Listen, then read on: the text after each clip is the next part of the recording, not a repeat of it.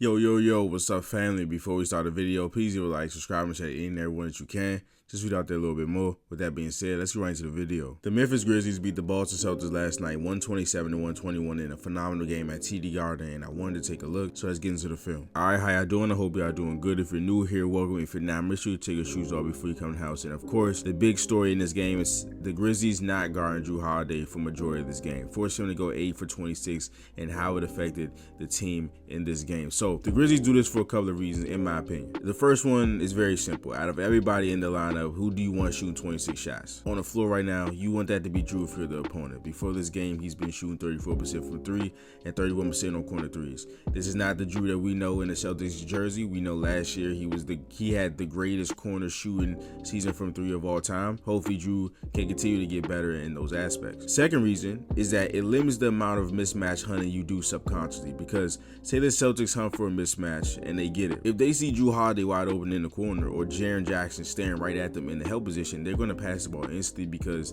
that's the type of team they are, and that's what you're supposed to do if a guy's open. 3, it allows the Grizzlies to control the paint like they have all season. They lead the league in points to the paint and blocks. So here the Celtics do what I would have done if Jrue was not being guarded. Put him in more like immediate actions, not just him catching the ball in the corner and not just him trying to attack a big like Jaren Jackson. This is perfect for him. This is where he gets to roam and show his defensive capabilities. Jrue gets into a pick and roll and he slips into the short roll. Well, he rolled all the way to the basket, and this is the right thing that you're supposed to do, right? You draw 2. I don't think he knew that these guys were behind him and he got blocked, but the Grizzlies always got out in transition, 22 fast break points. This one was a foul.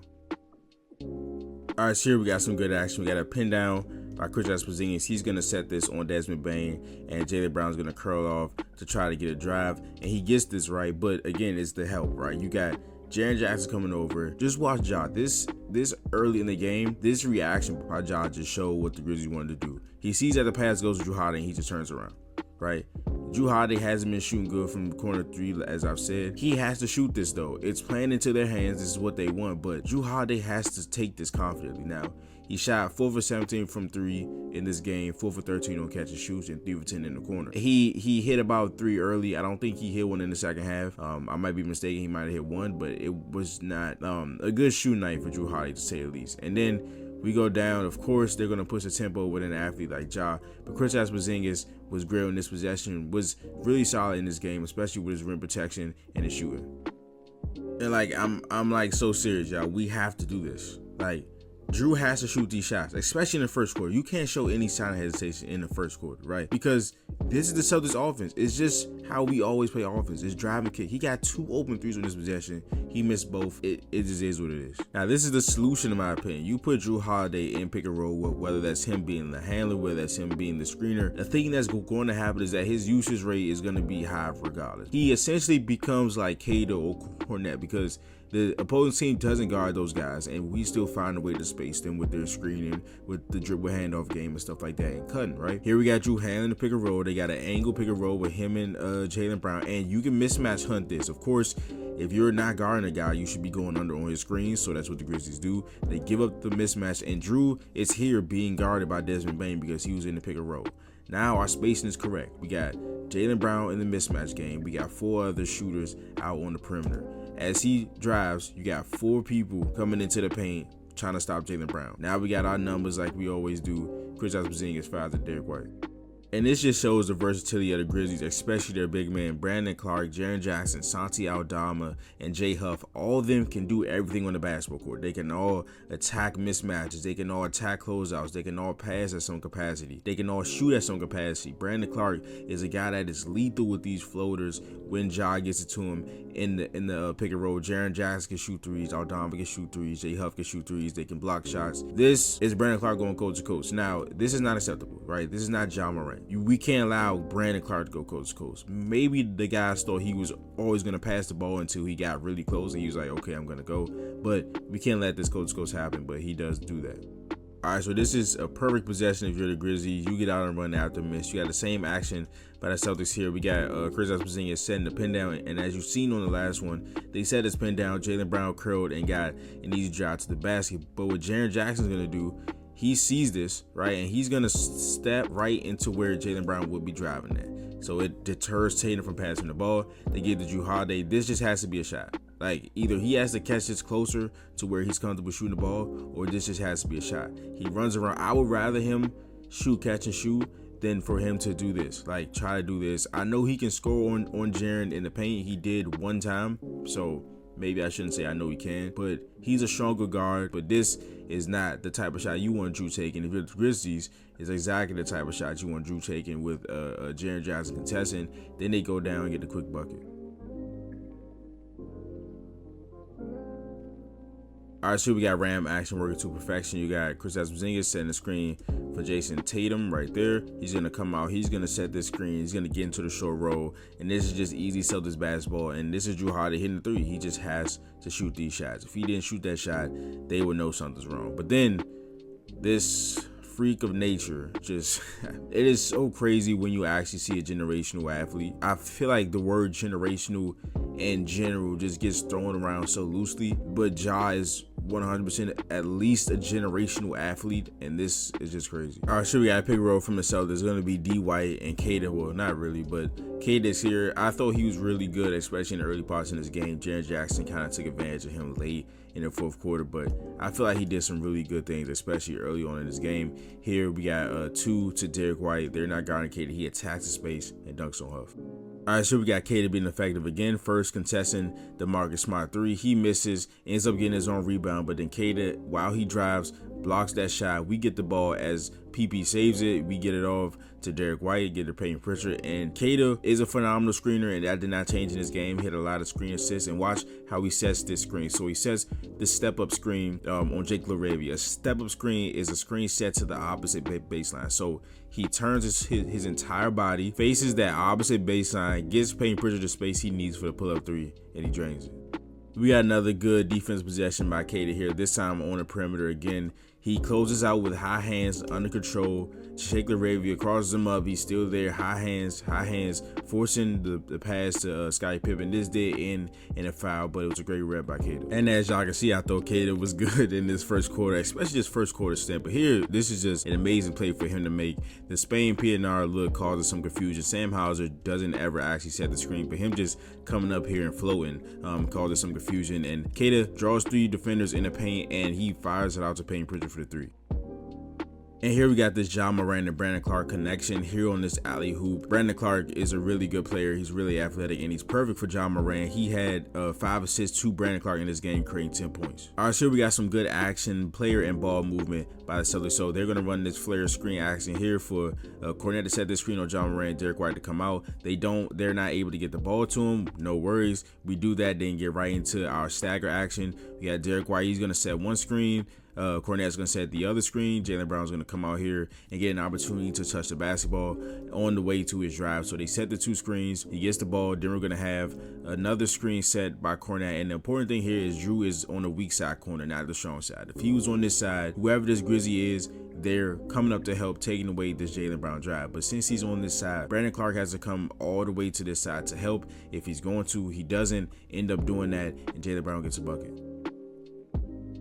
All right, this was just beautiful action by the Grizzlies here. They're going to use Iverson cut to set up a low angle empty corner pick and roll. So here, Iverson cut is when you have somebody here. He's going to set a screen. When Huff gets up right here, he's going to set a screen on the elbow. So it's 2 people on the elbow, and then Ja Morant is going to cut right over here to this opposite slot, right? So he's going to cut over here. They're going to set it up, and they have nobody in the corner. Then Santi Aldama is going to come set this, right? This screen being an empty corner makes it a lot harder for somebody to help, which means somebody has to come from the other side of the court to help. And then Santi Aldama doesn't actually set the screens. He's going to come up and set the ghost screen right there, and he's just going to get right out of it, causing some confusion. Of course, you got 2 people going to Ja, and watch what Ja does. So as Kristaps Porzingis comes over, again, like I said, you would have to come over from the other side if it's an empty corner pick and roll, especially if it's a low angle one. So he comes over, and Ja adds Santi Aldama, making Kristaps Porzingis think that he's going to pass it there, then gives it to Smart. This is a shot that we will live with. Smart hits it,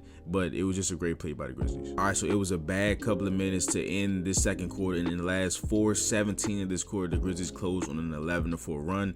They had Drew shooting a couple shots. He was 0 for 4 in that stretch. Our offense was stagnant. It was not getting much going. But here we got an injection of energy in this game, especially in the third quarter, turned into a momentum shifting game. Grizzlies had their stretches, Celtics had their stretches, but Derek White with an insane block on Desmond Bane. All right, welcome to the second half. Celtics are going to start this half with some ram action with Kristaps Porzingis setting the screen on Jaren Jackson for Jrue Holiday to go set a ball screen. He's going to come out right here and set the ghost screen, right? I love ghost screens because they make the defense think one thing is coming and then it's not, and then they're like a tick second behind, right? So as Jrue Holiday comes up to set the screen, you're going to see Jaren Jackson relax as he thinks that Jrue Holiday is actually going to set the screen. So he does that, he relaxes right there, and then he has to jump right back as Jrue sets the ghost screen. This could have worked, right? I feel like, especially since Jaren Jackson isn't really up to the level because he's not guarding Jrue Holiday. If Jaylen Brown decisively just comes off of this and gets right here, he has some space for the pull-up, but he has a moment of indecision right there and doesn't use the screen. He fumbles it. Tatum ends up getting the ball. We do get a driving kick because we drive. Jaren Jackson, of course, is going to help off Jrue Holiday. He just misses it. And fast break points. They had 22 fast break points to our 4. And when you have an athlete like this that can just blow past your 2 best wing defenders, it's just crazy. And as I said, the third quarter was a quarter of runs and momentum. The first one was by the Grizzlies, and I don't even know what to say about this shit, man. Like, I've seen this dunk before. Like, I've seen Derrick Rose do this in transition in the Garden, but Ja Morant actually had to double clutch this. Kristaps Porzingis is coming over. If he just does this, there's a chance that Kristaps blocks his shot, but the double pump damn near to his knees, yo, that is some dunk contest shit, bro. This is crazy. And then the Celtics, like, the crowd is in awe, commentators are in awe, and then Celtics end up turning the ball over and it ends in a Jalen Wells dunk.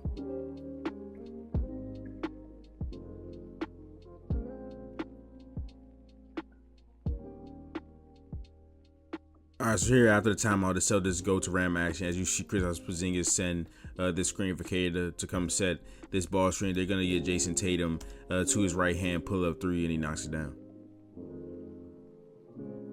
And as I said, the third quarter was all about momentum and the respective runs by each team. Derek White turns it over, but he had 2 turnovers, and he did this both times. Hustled, got the ball back. That's a momentum play. Then we go up. We do this right here with Jason Tatum. He gets the and 1. You were down 12, now you're down 7 with 2 big momentum plays by Derek White and Jason Tatum. And I've said this so many times, and this is exactly how we're supposed to use Jrue, but how the Celtics space their non-shooting centers. You got Jaren Jackson all the way right here, and Kata's right here, right? So what do?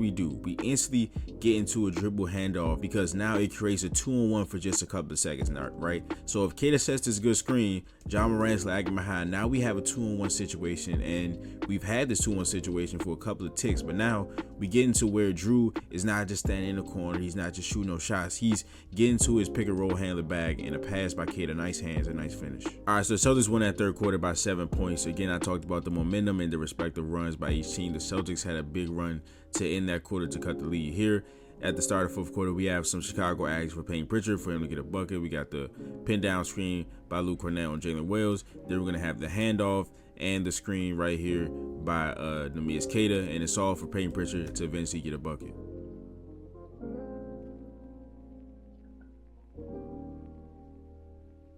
Man, y'all gonna have to time me down, man. Y'all gonna have to time me down. Y'all lucky we ain't win this game. Y'all lucky we ain't win this game. Because if you telling me that Kata can stay with Ja Morant, he drives, the snatch back, turns him around. I give that. He turns him around, but this shit almost looks strategic. That's how good the movement was from Kata. This looks strategic. So he snatches him back, turns him around, does the hezzy, unimpacted. Now again, this is a smaller guard. He's a 7-footer with length. 2 Ja Morant steps is probably 1 step for Kata. I understand that. But god damn it, come on, man. You gotta give him something for this.